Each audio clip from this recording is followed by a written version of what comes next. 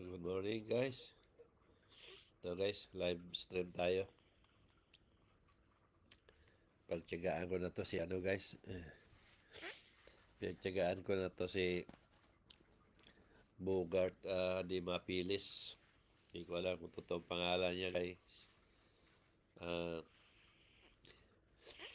taga ano na to siya. Negros. Sa Castellana Negros. So, Bogart. Ah, di Mapilis. Para sa ito guys. Tingnan ko kung hanggang saan kayo. Ang sabi nga ni Bogart, fake daw ako. Alam mo, Bogart, di Mapilis. Kahit kailan, hindi ako naging fake.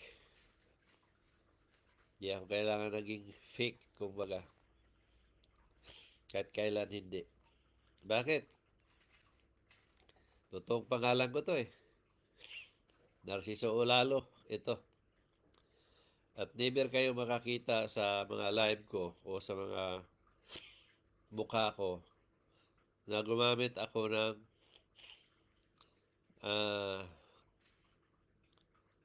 ano yung ginamit nila ngayon? Yung paibaybahin yung mukha mo. Never ako magkaroon ng ganyan. So, hindi yan fake. Saka sa mga picture ko, walang binago rin yan. Kung ano yung kapanganakan ko, ganon pa rin yan lahat. Kaya tingnan nyo sa census. Walang fake dito. Ngayon, kung may fake man, baka kayo yon. Baka hindi totoong pangalan mo yan, Bogart Di Mafilis. O kung tama yung pangalan mo, ngayon, kung totoo kayo talaga na pumupuna, bakit di pakita yung mukha ninyo? Di ba? Bakit hindi kayo mag-live? I-address niyo sa akin. Sabihin mo sa live mo, o mga kababayan, huwag kayong maniwala niyan kay Narciso Olalo. Dahil fake yan. Ay sa sinabi nga niya na ini-scam ko raw yung utak ng tao. Sabihin mo yon na ini-scam kayo. Ni Narciso Olalo. Para maging legit yung sinasabi ninyo. Para maging paniwala yung sinasabi ninyo. Na kayo ay may laban. At meron kayong may matutunan ng tao. Kailangan ipaglaban ninyo, panindigan at patunayan. Hindi yung sasabihin lang ninyo, fake ako. Kaya siguro yung kanlao na vulkan dyan sa inyo, sumabog. Dahil ang dami mo palang sinasabi. Ano sinabi ng Diyos? Ang malaking trahedya ay mangyari yan sa lugar kung saan marami ng utya. Isa tagal lang ginawa ko na to eh. Bogart?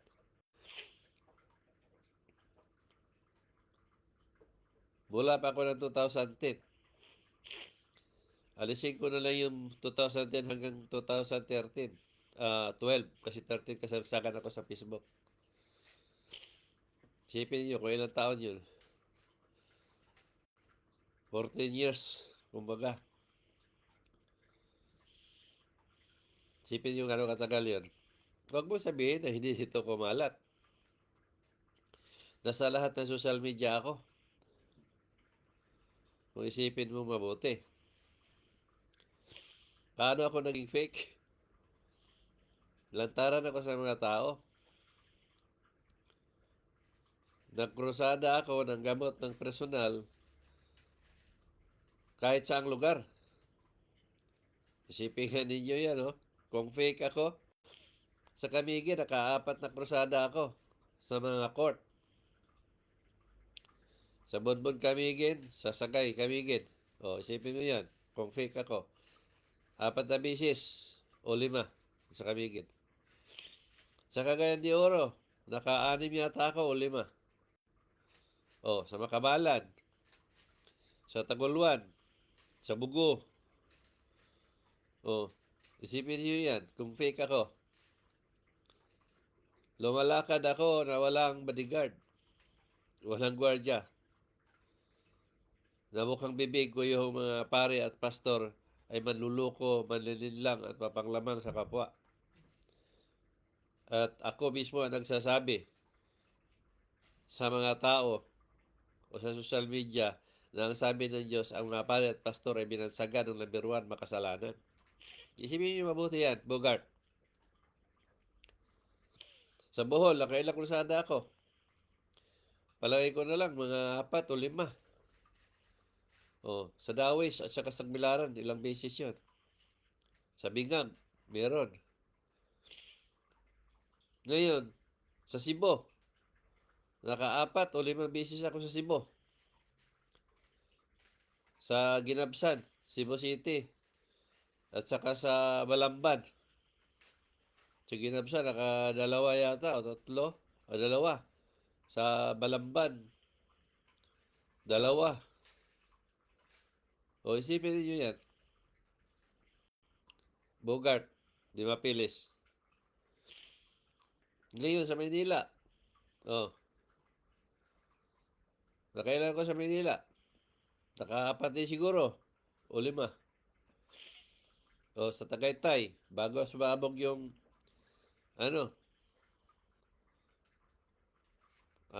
Taal. Kasi yun ang sinasabi ko doon. Mga ilang taon pa, ilang buwan pa bago sumabog yung unang pagsabog ng mga Taal. Itong mga ilang taon nakalipas. Hindi ito ngayon ang pagsusunod ng pagsabog.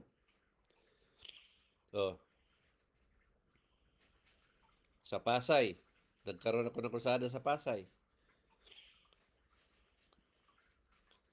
Sa Cavite, nakailan ako sa Cavite.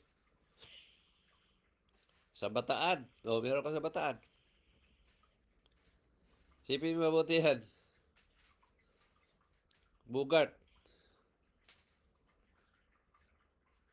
Tapos, nasa social media ako, lahat ng social media. Mamili ka. YouTube, Pinterest, Vlogger, Twitter, at marami pang iba. Ngayon, sasabihin nyo sa akin, ako fake. Tatawanan ko lang kayo, Bogart. Kahit sino pa kayo. Hindi ako uuro kung paniwala ang pag-usapan. Kung fake lang ako, Bogart, matagal ako sinugod ng mga pare at pastor. Baka isa ka pa.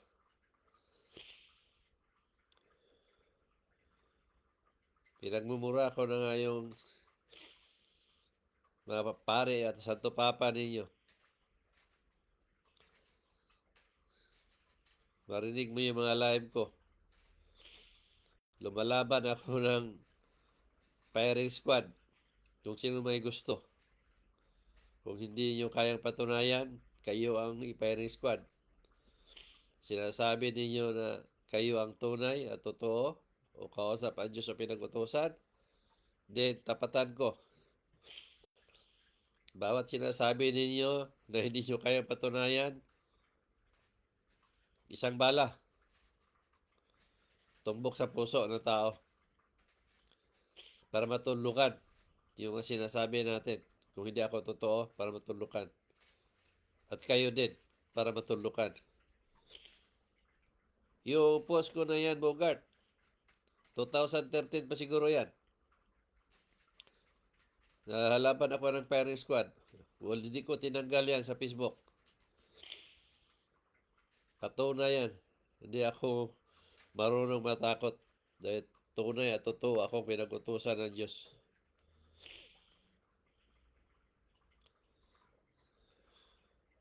Kayo lang naman pala ang katapat ko pagtsatsagaan ko kayo. Wala pang isang pare at pastor na kalapit sa akin sa ginagawa ko. Dahil yun ang sinasabi ng Diyos sa akin. Walang pare at pastor ang makalapit sa iyo at walang media na makikialam sa iyo. Sa loob ng 40 years na malinaw, walang media nakikialam. Pero marami na akong media nakausap. Sipin niyo yun, Bogart. Nasa mensahe ng Diyos yan, bago pa nakausap ko ang mga media na yan. Nakita mo sa krusada ko, nakasuot pa ng media yan. Yung nag-announce sa akin sa Bohol, media pa. Na magkrusada ako. Manggamot ng personal. Tapos sasabihin ninyo, fake ako? Wala kayong makikitang fake, Bogart. Kung may fake man, na sinasabi ninyo, ikaw yon, mga pare at pastor ninyo. Sila yung fake. Bakit? Sila yung walang backup na Diyos. Sila yung walang patunay na pinag-utusan ng Diyos. Ang pagsasabi nila na pinag-utusan sila na walang backup, isang patunayan na sila ay isang impostor, magpagkunwari, mangluloko, manlililang at mapanglamang sa kapwa. So matotal, fake sila o kayo. Pero ako, may backup ang Diyos, Bogart. Di mo ako kilala. Alam ko kilala mo na ako. Sinasabi mo na hindi ka marunong magbasa kasi hindi ka nakapag-aral. Oy, iho, hindi ako pinanganak kahapon para ilagay mo sa bulsa. Di ba? Makapag-comment ka ba ng fake, gumagamit ka pa ng English. Tama ang spelling ng fake mo. Tapos sabihin mo, hindi ka nakapag-aral. Hindi ka siguro makapag-comment ng ganon na i-scam ko ang mga utak ng tao. O, di ba? Gumagamit ka pa ng scam. Tama ang spelling. Tapos sa sinasabi mo na hindi ka nakapag-aral, o doon pa lang eh. Makikita ko na sinungaling ka at ikaw ang fake. Sinabi mo, hindi ka ba nakapag-aral. Pero sa mga sinasabi mo, tama ang spelling at tama yung komento mo sa sinulat mo. Tinitingnan ko yung wall mo, yung mga sinasabi mo, mga comment mo, yung post mo. Di ba? Nakapagsulat ka ng tama. Nakapagsalita ka ng tama. Tapos sasabihin mo, hindi ka nakapag-aral? Pwede, siguro na hindi ka makapagsulat kasi hindi ka nakapag-aral. Pwede ka lang magsalita. Pwede ka makaunawa, pero hindi ka makapagsulat kasi hindi ka nakapag-aral. Eh. Baka pangalan mo pa nga siguro, hirap ka na magsulat. Nasulat ka ng mahabang sentence, tama ang spelling. Tapos sasabihin mo sa akin, hindi ka nag-aaral. Yung iho, hindi ka uubra sa akin. Kung ako lang tapatan mo, mangangamuti ka sa akin. Maniwala ka sa akin. Kahit tapatan tayo. Yung sinasabi mong fake, patunayan mo yan, mag-fire squad ako. Pero pag hindi mo papatunayan na fake ako at totoo ang mga sinasabi mo, na kayo ang totoo, kayo din yung inspiring squad. Tagal ko nang hinamon ang mga pare at pastor ninyo. So, walang kumasa. Kahit kailan, hindi ako tinutubuan ng takot na tapatan itong mga manlulukong pare at pastor ninyo. Diyos ko, pagkakitaan ninyo. Pinaglaban ko sa ipagtanggol na hindi dapat siya pagkakitaan. Dahil siya ang tagapagligtas. Siya ang tagapaglikha. Kaya i-spread man natin o i-share o iparating sa kapwa natin ang salita at pangalan niya Hindi natin kailangan na humingi ng kapalit, puri o pera man sa mga tao. Sa panahong nasa bingit ka ng kamatayan, sa panahong kagipitan o sa panahon ng mapahama ka, tatawagin mo ang Diyos mo na tagapagligtas. Tapos ngayon, i-share mo sa kapwa mo na may Diyos na buhay. Humihingi ka ng pera sa tao. Hindi binibinta ninyo ang salita at pangalan ng Diyos sa mga tao para kumita ka ng pera at mabuhay sa mundo. So, hindi ang Diyos ang pagkakilala ninyo.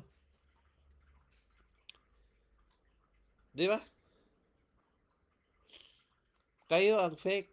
Kayo ang antichrist. Isipin ninyo, salita ng Diyos at pangalan ng Diyos, ibinibinta ninyo, pagkakitaan ninyo. Di ba yan katangahan, katarantaduhan? Kung tama ba kayo, pangalan ninyo sa akin gamitin ko yan, mangutang ako ng pera o anumang bagay na gusto ko na hindi mo alam at hindi mo pinahintulot sa akin. Tingnan ko kung hindi ka manggalaiti sa galit. Ganun lang kadali, Bogart. Nag-isip ka ng tama. May Diyos bang pagkakitaan mo? Kaya hindi niyo ako matawag ng Antichrist. Dahil pinagtanggol ko ang Diyos dito na pinagkakitaan ng tao. Walang Diyos na dapat pagkakitaan. Mahalin ang Diyos na walang kapalit. Ngayon, kung magtanong ka sa akin, paano ko patunayan? Dahil sinabi mo nga, hindi ka marunong magbasa, hindi ka marunong magsulat kasi hindi ka nakapag-aral, baka dito sa live na to, maintindihan mo at manawaan mo. Kung magtanong ka sa akin, paano ko patunayan? Maraming video dyan ang mga taong ginamot ko. Iba't ibang klaseng sakit na gumaling. Maraming mga tao dyan na sasabi sa video nila, nabuhay pa ang pamilya nila. Nasabi ko na ang pamilya nila, isa sa pamilya nila ay mamatay na. Sa henerasyon natin o sa henerasyon mo, wala pa kayong nakikitang tao na makapagsabi na ang taong buhay na yan, na wala pang sakit o may sakit man, namamatay. Ako pa ang nakapagsabi niyan. Hindi lang yun isa, dalawa. Marami yan sila. Wala pang isang tao na hindi mo kilala at wala kang kalam-alam kung anong gawain ng isang tao na yun. Na malalaman ko kung ano ang gawain niya. Lalo na itong mga pumatay. Itong namugot ng ulo. Itong nagchap-chap ng mga tao. Na hindi ko alam kung ano ginawa nila sa buhay nila. Asawa nila, hindi nila alam. Pero nalaman ko yan isa-isa. At ano pang ginawa nila sa panahon na yun. Makakita ako ng kasalanan ng tao. Makakita ko ng parating. Sino makakita nito? Di ba? Di ba Diyos lang? Ngayon, bakit ko nalaman to? Kasi nandoon yan sa backup ng Diyos. Bogart, di mapilis. Ano sinabi ng Diyos? Pabalikin kita sa lupa. Pero sa pagbabalik mo, bibigyan kita ng power of mind. Ang power of mind mo na yan is powerful. Dahil makakita ka kung anong meron sa isang tao. Kung anong meron malinaw yan. Wala akong binago yan. Pero mas powerful yan pag naging espiritu ka. O yan ang Bogart pag naging espiritu ako. Dahil makakita ka ng kasalanan ng tao, buhay man at patay.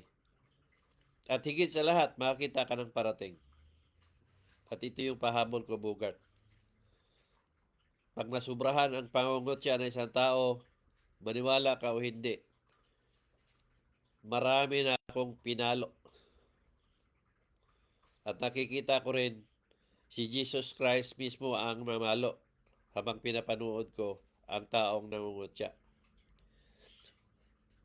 I-describe ko lang sa iyo, Bugart, kung anong biro sa panahong namamalo ako o si Jesus Christ. Ang hawak ko o hawak ni Jesus Christ parang buntot ng pagi. Para alam ninyo, hindi ko to ini-explain noon. Para alam ninyo, bawat palo ko o bawat palo ni Jesus Christ, parang kidlat na tumatama sa isang tao. Hindi ako naawang pumalo at si Jesus Christ at may pahabol pa siya habang pinapalo. Yun ang dapat sa mga tao na hindi nag-isip ng tama. Ngayon, ituloy-tuloy mo yung pangungutya mo para masiyahan ka. Hindi kita tinatakot. Sinasabi ko lang dahil ito ang buong katotohanan. Pero hindi ninyo ito mapaniwalaan, guys.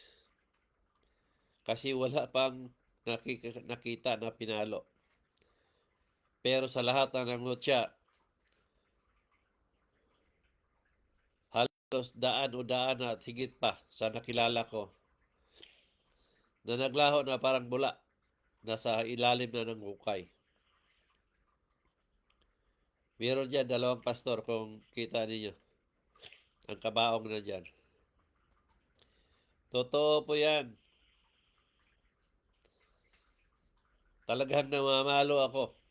Kaya sabi ko lang sa inyo, gusto niyo subukan? Then gawin niyo. Magulat na lang kayo bukas makalawa na meron na kayong naramdaman na hindi nyo nakikita kung paano nangyayari. Yun ang sinasabi ng Diyos. Sa lahat ng mga nagsasabi ng masakit sa iyo, laban sa mga mensahe ko, hindi mo na inisip na ako ang sinasabihan nila. Power ng Diyos ang kalaban nila at maaring buhay ang kapalit. Isipin mo yan. Diyos ang nag-uuto sa akin dito. Kung ano man yung sinasabi nyo, aanihin at aanihin ninyo. Kaya ako, kayo mga baguhan na hindi nyo ako kilala, kilalanin nyo muna bago kayo marangkada. Baka magulat na lang kayo paano nangyari na hindi naman kayo dating may sakit. Baka maglaho kayo ng parang bula. Ako guys, di ako nananakot. Hindi ako marunong manakot. Ako ay nagsasabi ng katotohanan. Laban sa mga turong kasinungalingan. Ngayon, pag hindi nyo kayang tanggapin, malaya naman kayo na i-disregard ninyo. Huwag niyong pansinin. Tuloy ang buhay ninyo. Total, kanya-kanya naman tayo ng kaligtasan eh. Maswerte ang mga maniniwala. Alam naman talaga ng Diyos at alam ko din na hindi naman talaga lahat ang maniniwala. Kaya nga sinabi nga ng Diyos maswerte ang maniniwala sa iyo na ginagamit kitang kasangkapan at naniwala sa akin na si Jesus Christ. Boses pa lang marinig nila sa iyo, maliligtas sila o gagaling sila. Physically, mentally, at spiritually. Kaya walang pilitan. Ngayon, kung gusto mo manahimik, ay din. Mangutya ka na, mangutya. Lubos-lubos sa inyo na. Katulad ang ginawa ko. Hindi ito pangungutya. Pagpuna ito sa mga maling turo. Sino ang pinagtanggol ko dito, guys? Ang mga tao. Gusto ko ang mga tao magising sa katotohanan na pinagluloko ng mga pare at pastor ninyo. Itong mga nagtatag ng relihiyon. Na pinagkakitaan nila ang mga tao. Di ba? Itinuturo nila ang turo na sila din makikinabang o kayo. Isipin niyo mabuti. Ang mga miyembro nagsumikap na kumita ng pira at mabuhay para sa kanila at sa pamilya niya mismo. Tapos nakikibahagi ang mga pare at pastor ninyo o kayo mismo. Isipin niyo mabuti yan. Sila ang nagpakahirap. Tapos nakikibahagi kayo gamit ang salita at pangalan ng Diyos. Di ba yan panluloko? Nagtuturo kayo na sa Bible ang kaligtasan na hindi naman. Nagtuturo kayo na sa reliyon ang kaligtasan na hindi naman.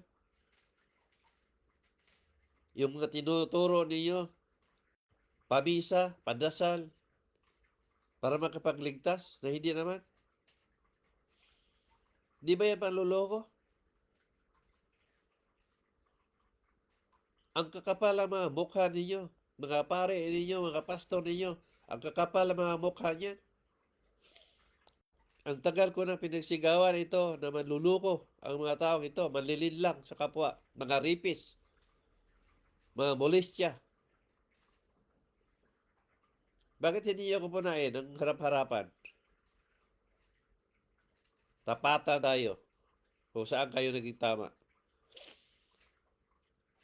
May pinag-utusan ba ng Diyos? Nagtambak ang mga rape case?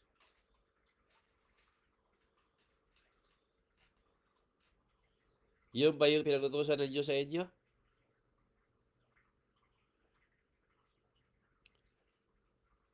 Ang kapal naman ng apong ninyo. Ang kapal naman ng mukha ninyong pumuna na fake ako. Hindi ako galit sa inyo. Pero kailangan kong isiwalat ito sa buong sanlibutan para ang tao matuto mag-isip ng tama. Hindi pa kumita ang mga tao, hindi pa nag-umpisa sa trabaho, mayroon na kayong bahagi na 10% gamit ang salita at pangalan ng Diyos. Ang swerte nyo naman. Di ba ang kapal ng mukha ninyo? Bugart? Di mapilis? Nagkakamali kayo ng tinapatan dahil hindi ako marunong matakot at hindi ako uurong. Tapatan niyo yung live ko. Pakita yung mukha ninyo para masabi ko na hindi kayo fake at ako ang fake.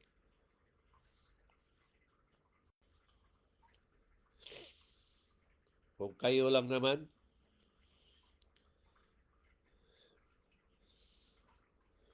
maghanap kayo ng patunay ninyo para masabi ko na kayo ang tama at totoo.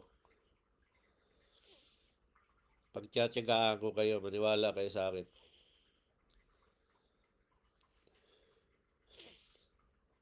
Hindi nyo ba alam na bawat namumutya sa akin, yun ang nagpapasigla sa akin, nagbibigay sa akin ng saya at vitamins. Kaya pag wala kayo, tahimik ang Facebook ko. At ito, ililipat ito sa YouTube para kumalat sa buong sanlibutan. Ngayon, i-download mo to, ibigay mo sa mga kasamahan mo, o pastor ka man o hindi man, ibigay mo sa pastor mo, ibigay mo sa pare mo. Na, Father, o pastor, ang sinabi nitong taong ito, nabiro makasalanan daw kayo. Mga ripis, manluloko, manlilinlang, mga molestya, mapanglamang, manluloko, ano pa. Ngayon, ipatawag niyo ako sa korte. Himay-himayin natin kung saan kayo naging tama. Hindi kayo mabigo. Magsama-sama kayong lahat doon. Marami versus isa. Tatapatan ko kayo. Kayo may abogado, ako walang abogado. Ipagtanggol niyo sarili niyo na may abogado at ipagtanggol ko sarili ko na walang abogado. patunay laban sa patunay.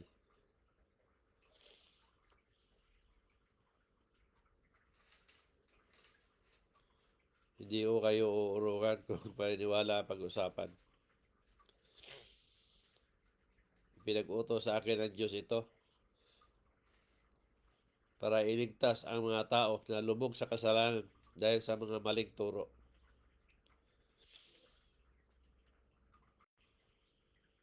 Ngayon, sasabihin ninyo ako ang fake. Kahit kailan, hindi ako naging fake. Tunay at totoo akong pinag-utusan ng Diyos. Ngayon, kung nagbulag-bulagan ka, nagbingi-bingihan ka, then, dagdagan mo yung pangungutya mo para makikinabangan mo yung buntot ng pagi na parang kidlat pag tumama sa katawan mo. Hindi lang 10 tao ang nakakaranas nito na naglaho na. Marami na. Anong sabi sa Diyos? Marami na ang nangamatay na nagsasabi ng masakit. Hindi mo lang alam dahil hindi mo sila kilala. Pero sa kilala ko, marami na. Lalo na sa kamag-anak ko, marami na sila. Bago pa sila nawala, sinabi ko na. Once nakapalo nga ako, pwede na ako magsabi na hindi na magtatagal ang isang taong yun. Kung alam mo lang. Dagdagan mo ang pangutya mo para maramdaman mo ang fake, kung sino ang fake sa atin. Guys, naka 32 minutes na ako. Tama na siguro ito. Sapat na yon. Narinig ni Bogart di Mapilis. Sino nakakilala sa kanya? Taga Las Castellana Negros. Hikayatin nyo sila na mag-live. I-address sa akin, Narciso Ulalo, kasi totoong pangalan ko yan.